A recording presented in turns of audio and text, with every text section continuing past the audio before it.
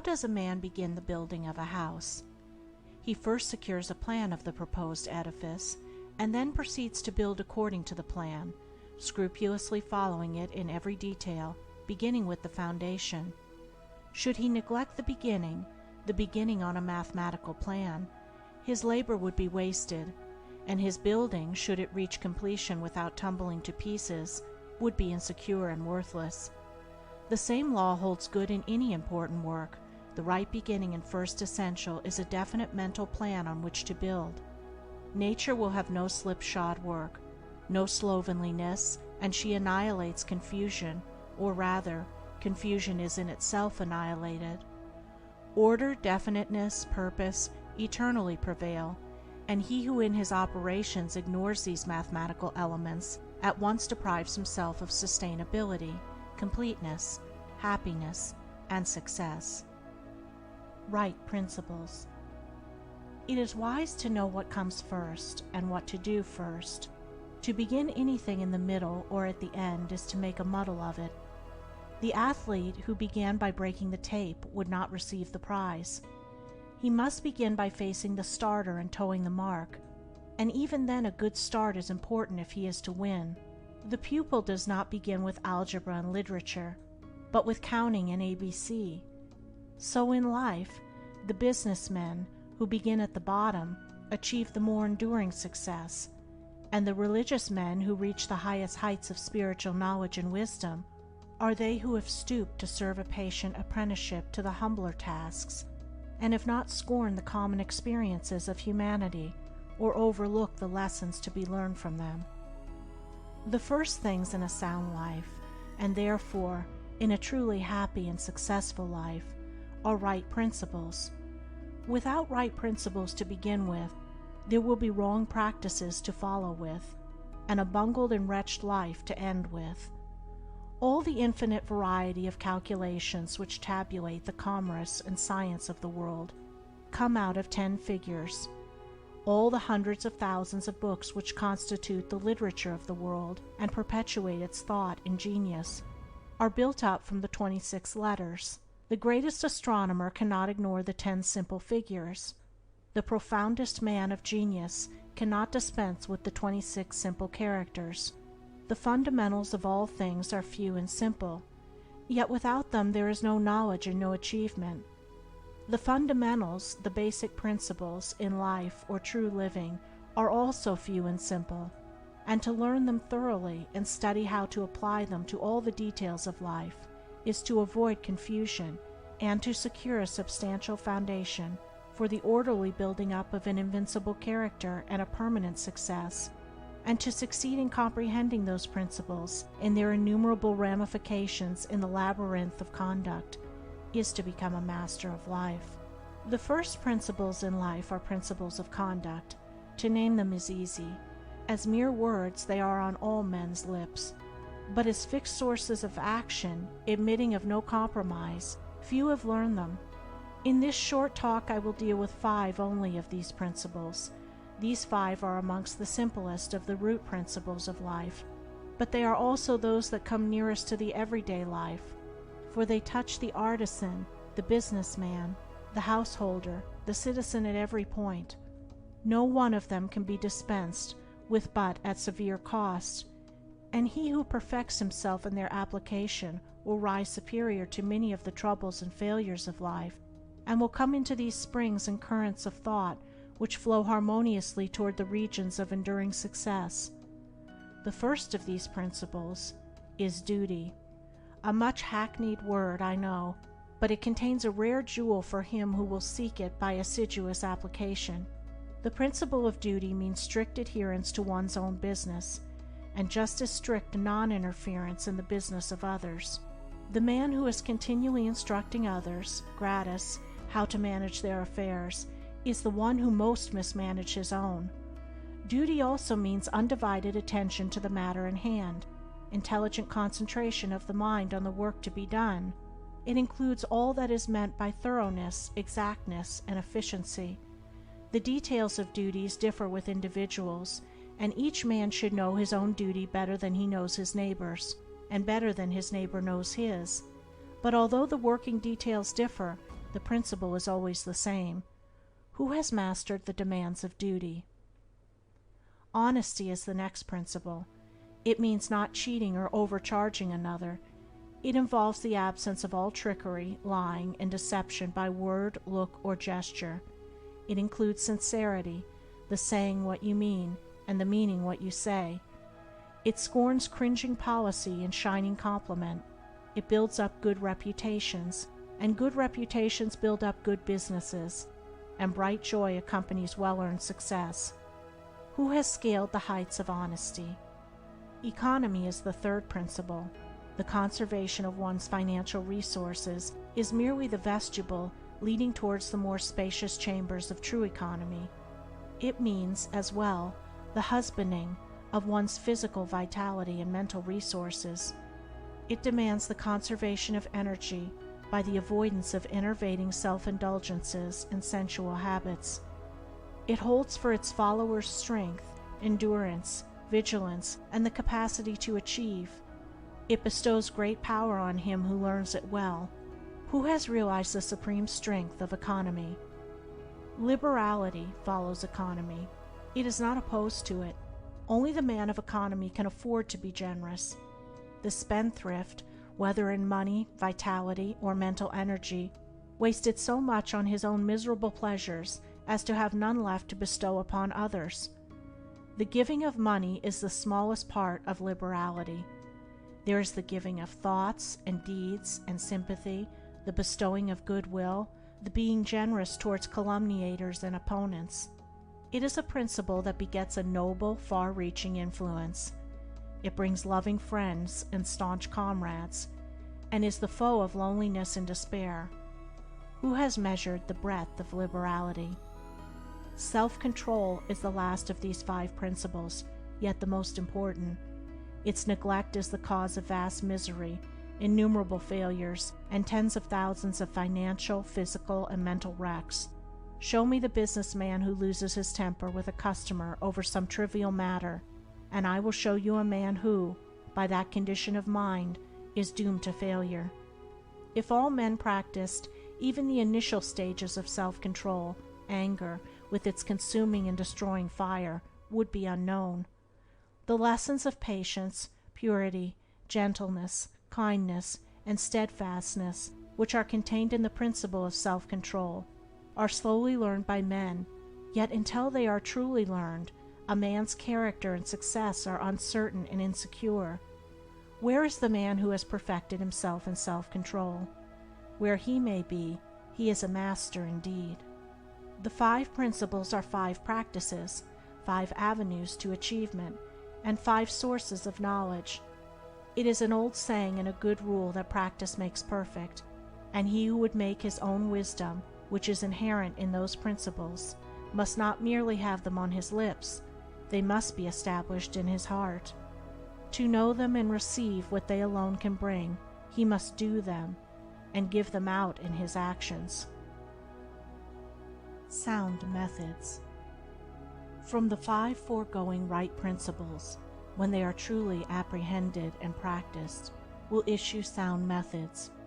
Right principles are manifested in harmonious action, and method is to life what law is to the universe.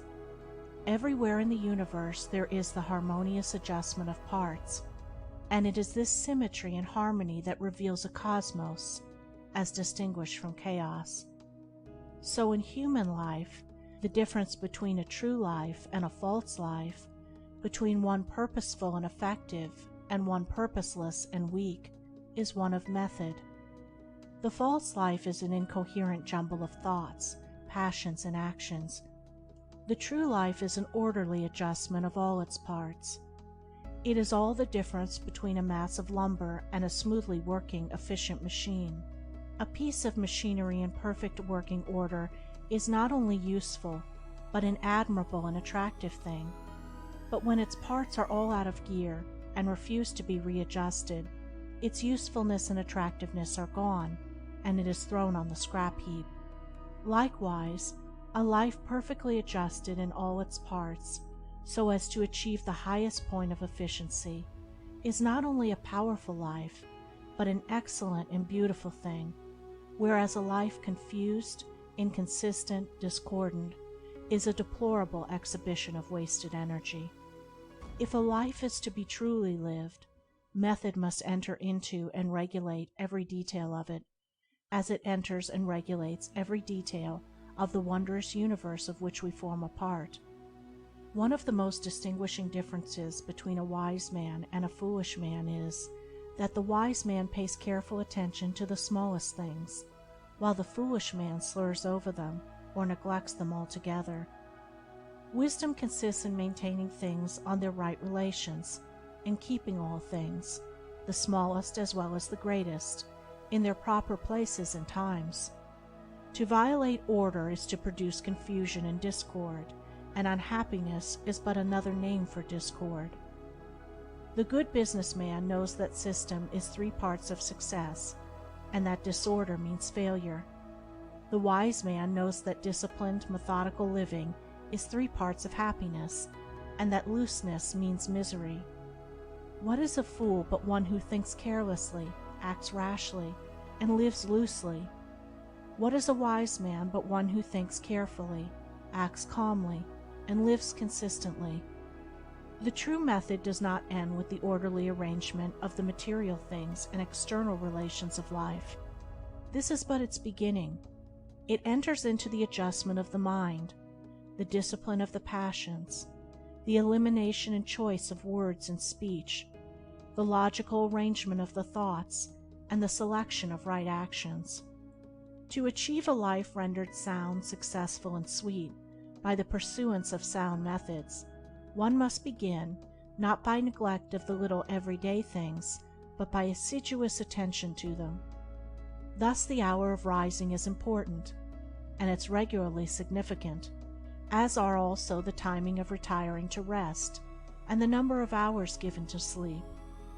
Between the regularity and irregularity of meals, and the care and carelessness in which they are eaten, is all the difference between good and bad digestion, with all that this applies, and an irritable or comfortable frame of mind, with its train of good or bad consequences. For attaching to these meal times and meal ways are matters of both physiological and psychological significance. The due division of hours for business and for play, not confusing the two. The orderly fitting in of all the details of one's business, times for solitude, for silent thought and for effective action, for eating and for abstinence. All these things must have their lawful place in the life of whose daily round is to proceed with the minimum degree of friction, who is to get the most usefulness, influence, and joy out of life. But all this is but the beginning of that comprehensive method which embraces the whole life and being. When this smooth order and logical consistency is extended to the words and actions, to the thoughts and desires, then wisdom emerges from folly, and out of weakness comes power sublime. When a man so orders his mind as to produce a beautiful working harmony between all its parts, then he reaches the highest wisdom, the highest efficiency, the highest happiness. But this is the end, and he who would reach the end must begin at the beginning. He must systematize and render logical and smooth the smallest details of his life, proceeding step by step toward the finished accomplishment. But each step will yield its own particular measure of strength and gladness. To sum it up, method produces that smoothness which goes with strength and efficiency. Discipline is method applied to the mind. It produces that calmness which goes with power and happiness. Method is working by rule. Discipline is living by rule. But working and living are not separate. They are but 2 aspects of character, of life. Therefore, be orderly in work, be accurate in speech, be logical in thought. Between these and slovenliness, inaccuracy and confusion, is the difference between success and failure, music and discord, happiness and misery. The adoption of sound methods of working, acting, thinking, in a word, of living, is the surest and safest foundation for sound health, sound success, sound peace of mind. The foundation of unsound methods will be found to be unstable, and to yield fear and unrest even when it appears to succeed, and when its time of failure comes, it is grievous indeed. True actions. Following on right principles and methods come true actions. One who is striving to grasp true principles and work with sound methods will soon come to perceive that details of conduct cannot be overlooked, that, indeed, those details are fundamentally distinctive or creative, according to their nature, and are of deep significance and comprehensive importance, and this perception and knowledge of the nature and power of passing actions will gradually open and grow within him as an added vision, a new revelation. As he acquires this insight, his progress will be more rapid, his pathway in life more sure, his days more serene and peaceful. In all things he will go the true and direct way, unswayed and untroubled by the external forces that play around and about him. Not that he will be indifferent to the welfare and happiness of those about him, that is quite another thing, but he will be indifferent to their opinions, to their ignorance, to their ungoverned passions. By true actions, indeed, is meant acting rightly towards others, and the right doer knows that his actions, in accordance with truth, are but for the happiness of those about him, and he will do them even though an occasion may arise when someone near to him may advise or implore him to do otherwise. True actions may easily be distinguished from false by all who wish so to distinguish, in order that they may avoid false action and adopt true. As in the material world we distinguish things by their form, color, size, etc., choosing those things which we require, and putting by those things which are not useful to us, so in the spiritual world of deeds we can distinguish between those that are bad and those that are good by their nature, their aim, and their effect, and can choose and adopt those that are good and ignore those that are bad. In all forms of progress, avoidance of the bad always precedes acceptance and knowledge of the good. Just as a child at school learns to do its lessons right by having repeatedly pointed out to it how it has done them wrong, if one does not know what is wrong and how to avoid it, how can he know what is right and how to practice it? Bad or untrue, actions are those that spring from a consideration of one's own happiness only, and ignore the happiness of others, that arise in violent disturbances of the mind and unlawful desires, or that call for concealment in order to avoid undesirable complications. Good or true actions are those that spring from a consideration for others, that may arise in calm reason and harmonious thought framed on moral principles, or that will not involve the doer in shameful consequences if brought into the full light of day. The right doer will avoid those acts of personal pleasure and gratification which by their nature bring annoyance, pain, or suffering to others, no matter how insignificant those actions may appear to be. He will begin by putting away these. He will gain a knowledge of the unselfish and true by first sacrificing the selfish and untrue. He will learn not to speak or act in anger, or envy, or resentment, but will study how to control his mind, and will restore it to calmness before acting, and most important of all, he will avoid, as he would the drinking of deadly poison, those acts of trickery, deceit, double-dealing, in order to gain some personal profit of advantage, and which lead, sooner or later, to exposure and shame for the doer of them. If a man is prompted to do a thing which he needs to conceal, and which he would not lawfully and frankly defend if it were examined of witness, he should know by that it is a wrong act, and therefore to be abandoned without a further moment's consideration. The carrying out of this principle of honesty and sincerity of action, too, will further lead him into such a path of thoughtfulness and right doing as will enable him to avoid doing those things which would involve him in the deceptive practices of other people. Before signing papers, or entering into verbal or written agreements, or engaging himself to others in any way at their request, particularly if they be strangers, He will first inquire into the nature of the work or undertaking, and so, enlightened, he will know exactly what to do, and will be fully aware of the import of his action. To the right doer, thoughtlessness is a crime. Thousands of actions done with good intent lead to disastrous consequences because they are acts of thoughtlessness, and it is well said that the way to hell is paved with good intentions. The man of true action is, above all things, thoughtful. Be ye therefore wise as serpents and harmless as doves. The term thoughtlessness covers a wide field in the realm of deeds. It is only by increasing in thoughtfulness that a man can come to understand the nature of actions, and can, thereby, acquire the power of always doing that which is right. It is impossible for a man to be thoughtful and act foolishly. Thoughtfulness embraces wisdom. It is not enough that an action is prompted by a good impulse or intention. It must arise in thoughtful consideration, if it is to be a true action, and the man who wishes to be permanently happy in himself and a power for good to others must concern himself only with true actions. "I did it with the best of intentions" is a poor excuse from one who has thoughtlessly involved himself in the wrongdoing of others. His bitter experience should teach him to act more thoughtfully in the future. True actions can only spring from a true mind, and therefore while a man is learning to distinguish and choose between the false and the true, he is correcting and perfecting his mind, and is thereby rendering it more harmonious and felicitous, more efficient and powerful.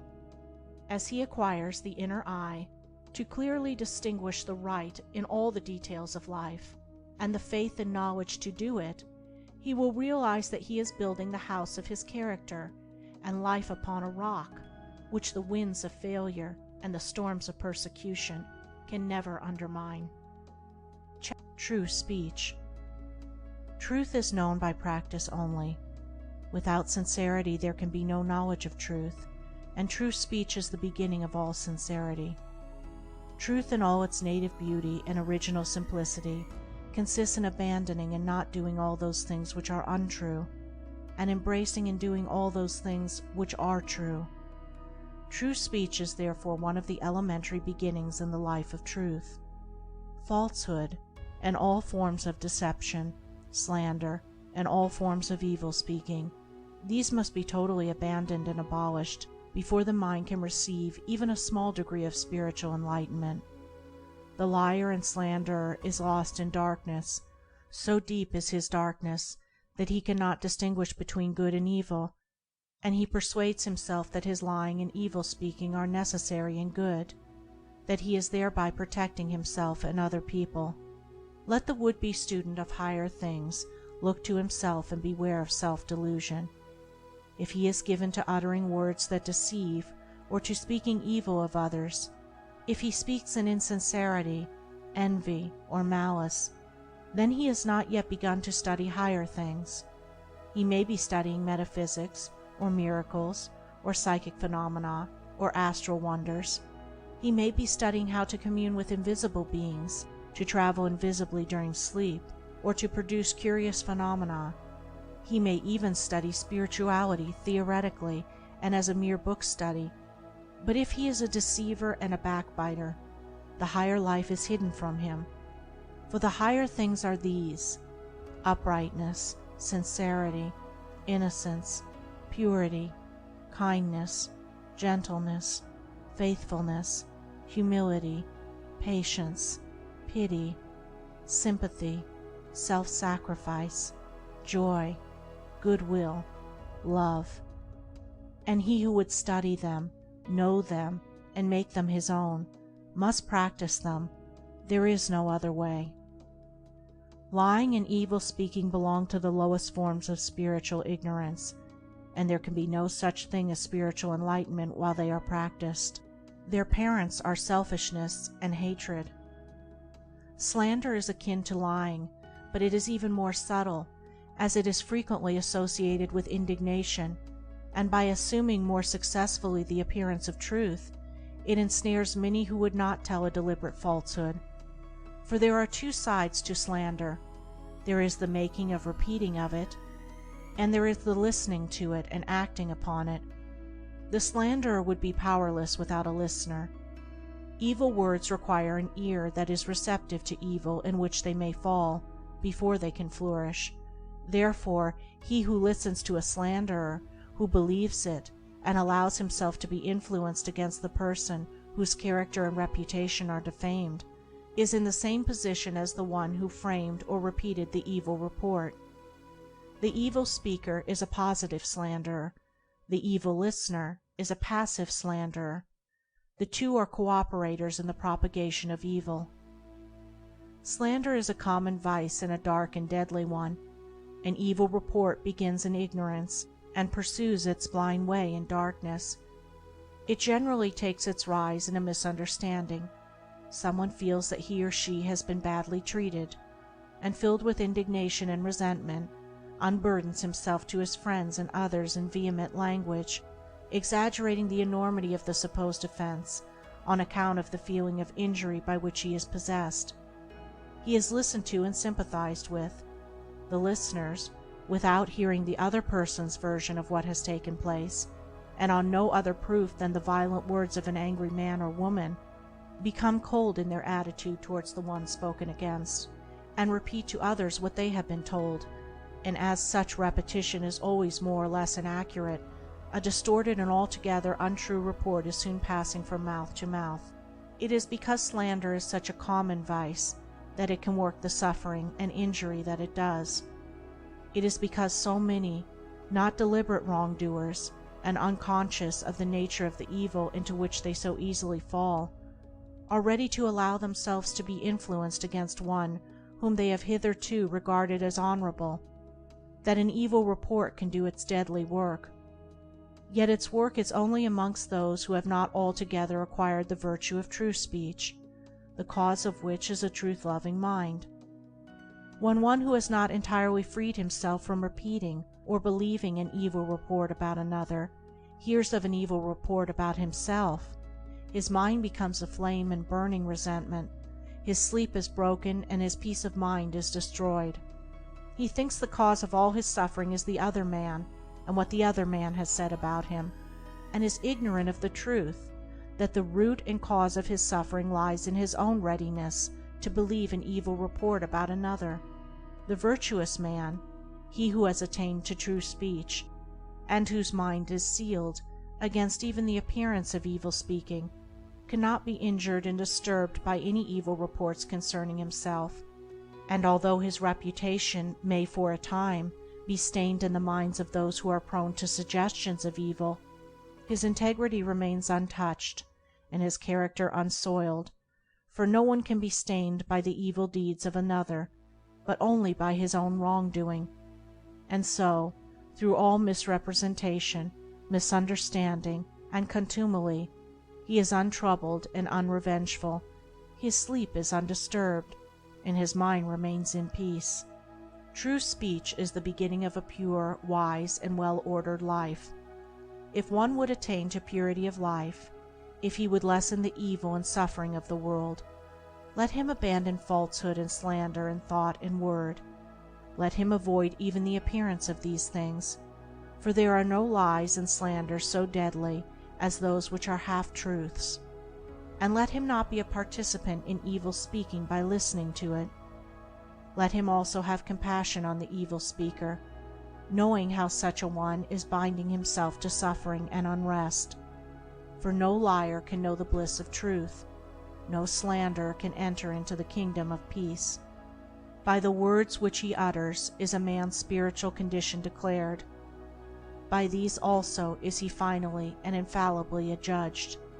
For as the Divine Master of the Christian world has declared, "By thy words shalt thou be justified, and by thy words shalt thou be condemned." Equal-mindedness. To be equally minded is to be peacefully minded, for a man cannot be said to have arrived at peace who allows his mind to be disturbed and thrown off the balance by occurrences. The man of wisdom is dispassionate, and meets all things with the calmness of a mind in repose and free from prejudice. he is not a partisan, but having put away passion, and is always at peace with himself and the world, not taking sides nor defending himself, but sympathizing with all.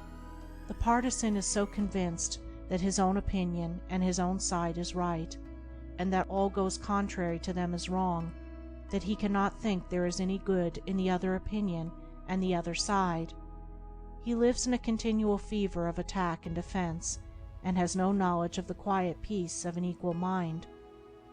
The equal-minded man watches himself in order to check and overcome even the appearance of passion and prejudice in his mind, and by so doing he develops sympathy for others, and comes to understand their position and particular state of mind, and as he comes to understand others, he perceives the folly of condemning them and opposing himself to them.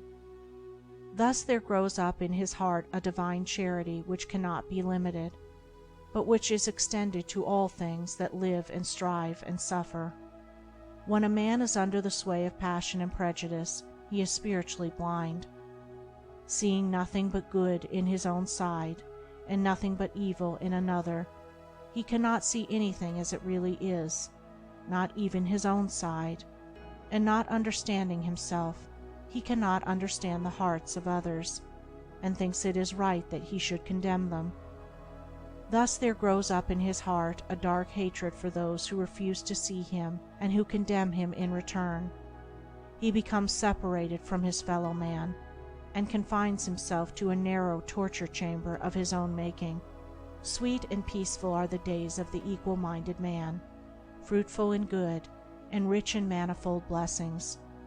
Guided by wisdom, he avoids those pathways which lead down to hatred and sorrow and pain, and takes those which lead up to love and peace and bliss.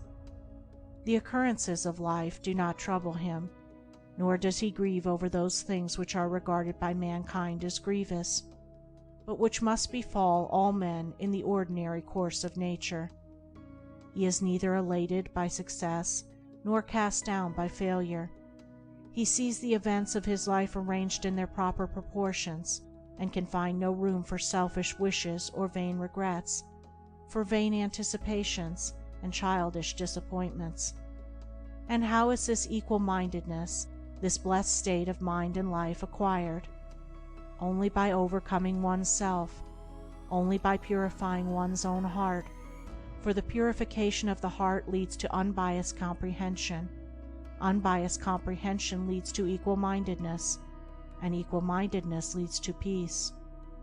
The impure man is swept helplessly away on the waves of passion. The pure man guides himself into the harbor of rest. The fool says, "I have an opinion." The wise man goes about his business. Good results. A considerable portion of the happenings of life comes to us without any direct choosing on our part, and such happenings are generally regarded as having no relation to our will or character, but as appearing fortuitously, as occurring without a cause. Thus one is spoken of as being lucky and another unlucky, the inference being that each has received something which he never earned, never caused. Deeper thought and a clearer insight into life convinces us, however, that nothing appears without a cause, that cause and effect are always related in perfect adjustment and harmony. That being so, every happening directly affecting us is intimately related to our own will and character, is indeed an effect justly related to a cause having its seat in our consciousness. In a word, involuntary happenings of life are the results of our own thoughts and deeds. This, I admit, is not apparent on the surface, but what fundamental law, even in the physical universe, is so apparent? If thought, investigation, and experiment are necessary to the discovery of the principles which relate one material atom to another, even so are they imperative to the perception and understanding of the mode of action which relate one mental condition to another, and such modes, such laws, are known by the right doer, by him who has acquired an understanding mind by the practice of true actions. We reap as we sow. Those things which come to us, though not by our own choosing, are by our own causing. The drunkard did not choose the delirium tremens or insanity which overtook him, but he caused it by his own deeds. In this case the law is plain to all minds, but where it is not so plain, it is none the less true. Within ourselves is the deep-seated cause of all our sufferings, the spring of all our joys. Alter the inner world of thoughts, and the other world of events will cease to bring you sorrow. Make the heart pure, and to you all things will be pure, all occurrences happy and in true order. Within yourselves deliverance must be sought. Each man his prison makes. Each hath such lordship as the loftiest one's. Nay, for with powers above, around, below, as with all flesh and whatsoever lives, act maketh joy or woe. Our life is good or bad, enslaved or free, according to its causation in our thoughts. For out of these thoughts spring all our deeds, and from these deeds come equitable results. We cannot seize good results violently, like a thief, and claim and enjoy them, but we can bring them to pass by setting in motion the cause within ourselves. Men strive for money, sigh for happiness, and would gladly possess wisdom, yet fail to secure these things, while they see others to whom these blessings appear to come unbidden. The reason is that they have generated causes which prevent the fulfillment of their wishes and efforts. Each life is a perfectly woven network of causes and effects, of efforts or lack of efforts, and results, and good results can only be reached by initiating good efforts, good causes. The doer of true actions, who pursues sound methods, grounded on right principles, will not need to strive and struggle for good results. They will be there as the effects of his righteous rule of life. He will reap the fruit of his own actions, and the reaping will be in gladness and peace. This truth of sowing and reaping in the moral sphere is a simple one, yet men are slow to understand and accept it. We have been told by a wise one that the children of darkness are wiser in their day than the children of light, and who would expect, in the material world, to reap and eat where he had not sown and planted, or who would expect to reap wheat in the field where he had sown tares, and would fall to weeping and complaining if he did not? Yet this is just what men do in the spiritual field of mind and deed. They do evil and expect to get from it good, and when the bitter harvesting comes in all its ripened fullness, they fall into despair and bemoan the hardness and injustice of their lot, usually attributing it to the evil deeds of others, refusing even to admit the possibility of its cause being hidden in themselves, in their own thoughts and deeds. The children of light, those who are searching for the fundamental principles of right living, with a view to making themselves into wise and happy beings, must train themselves to observe this law of cause and effect in thought, word, and deed, as implicitly and obediently as the gardener obeys the law of sowing and reaping. He does not even question the law, he recognizes and obeys it. When the wisdom which he instinctively practices in his garden is practiced by men in the garden of their minds, when the law of the sowing of deeds is so fully recognized that it can no longer be doubted or questioned, then it will be just as faithfully followed by the sowing of those actions which will bring about a reaping of happiness and well-being for all. As the children of matter obey the laws of matter, so let the children of spirit obey the laws of spirit, for the law of matter and the law of spirit are one, but they are two aspects of one thing, the outworking of one principle in opposite directions.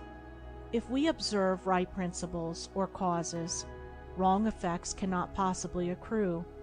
If we pursue sound methods, no shoddy thread can find its way into our web of life, no rotten brick enter into the building of our character to render it insecure. And if we do true actions, what but good results can come to pass? For to say that good causes can produce bad effects is to say that nettles can be reaped from a sowing of corn. He who orders his life along the moral lines thus briefly enunciated will attain to such a state of insight and equilibrium as to render him permanently happy and perennially glad. All his efforts will be seasonally planted, all the issues of his life will be good, and though he may not become a millionaire, as indeed he will have no desire to become such, he will acquire the gift of peace, and true success will wait upon him as its commanding master. End of Foundation Stones to Happiness and Success by James Allen.